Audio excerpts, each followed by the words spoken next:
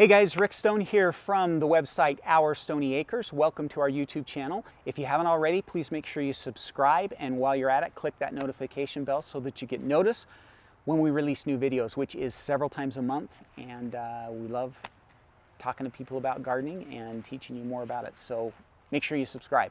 Okay, this is the May edition of our monthly planting guide videos for zones 7 and 8. So today we're going to talk about things that you can be planting in your garden if you live in zones 7 and 8, okay? All right, so let's kind of go through.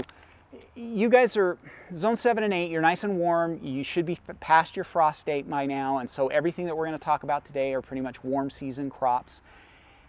And we're still kind of in the planting stage in zone 7 and 8. We're not quite into the what can you still plant and get away with it phase.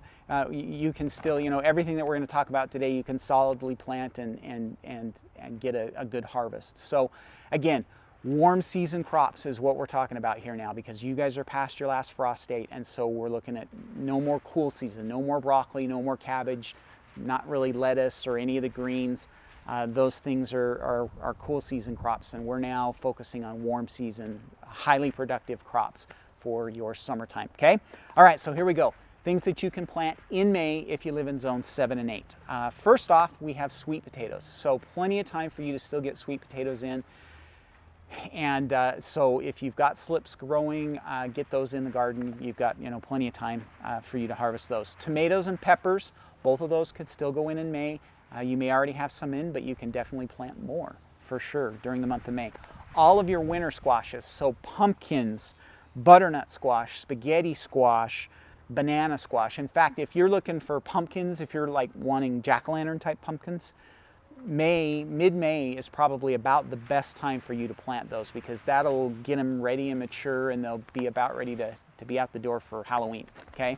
So definitely a good time for all of those squashes. And then the same thing with the summer squashes, so zucchini, yellow crookneck squash, and patapan squashes. All of those can for sure be planted during the month of May for you guys. Along with that, cucumbers. Those are a squash family as well, and cucumbers can be planted, and you could kind of succession plant those. You may have some in right now, but go ahead and put some more in, and you'll have kind of a continual harvest of those as well. Potatoes, so if you're looking to get some regular potatoes in, even though those are kind of considered, they're not really a cool season crop because they're frost sensitive, but traditionally they're planted in the cooler time of the year. But for you guys, May, still plenty of time for you to plant some potatoes, so go ahead and get some potatoes in if you want. All of your melons, watermelon, cantaloupe, Crenshaw melons, all of the musk melons, the fancier ones, honeydew, all of those can still be planted during the month of May. And then corn, popcorn, and sweet corn. Either one can be planted. Remember, don't plant those together. So you can't plant popcorn and sweet corn together. They're the only plant in the vegetable kingdom where cross-pollination affects this year's plants. So if you plant popcorn and sweet corn together and they cross-pollinate, it's going to ruin your sweet corn for sure, possibly your popcorn as well. So plant those separately. They need at least 100 feet space. Beans, you can be planting beans, all kinds. So bush beans, pole beans, green beans, shelling beans, all of those can still be planted in May. And then there are a few, if you're looking to get some greens still, there are some greens that you can be planting this time of year in zone 7 and 8. Collards would be fine. Swiss chard would be okay as well. And then you could look at some of the fancier spinaches. So these are the warm season spinaches called New Zealand spinach or Malabar spinach.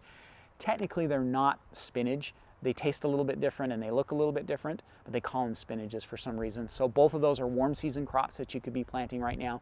And then if you would like to try your hand at some lettuce, especially if you've got a shady spot, you could get some summer crisp lettuces. So varieties like Nevada, those do well in the heat, and they'll hold up to temperatures as high as like 100 degrees. And so if you would like to try some of those summer crisp lettuces, especially if you've got a shady spot, now would be a good time to get those planted as well. And they don't get bitter, and they hold up to tip burn pretty well. So I'll leave a link down below where you can learn a little bit more about those summer crisp lettuces as well. so that you can, you know, maybe try your hand at those and see how they do in your area. They do pretty well for us in the summertime. We're a zone 6, but I would think zone 7 and 8 would do okay there as well. As long as you don't get, I mean, if you live somewhere where you're over 100 degrees for a month of the year, then maybe they won't hold up. But give it a try. It's worth the, you know, $2 or $3 packet of seeds, so give those a go as well. Okay, so there you go. That is your planting guide for the month of May. Hopefully that helps you guys out and you enjoy it.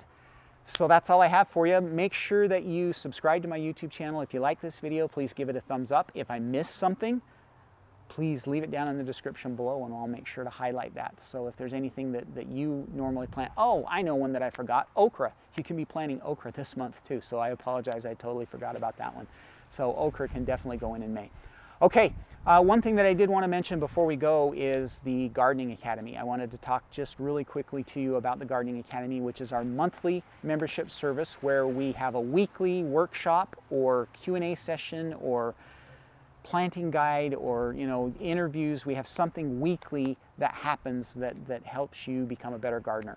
We've got a great little community going and just a great place to learn and grow and become a better gardener.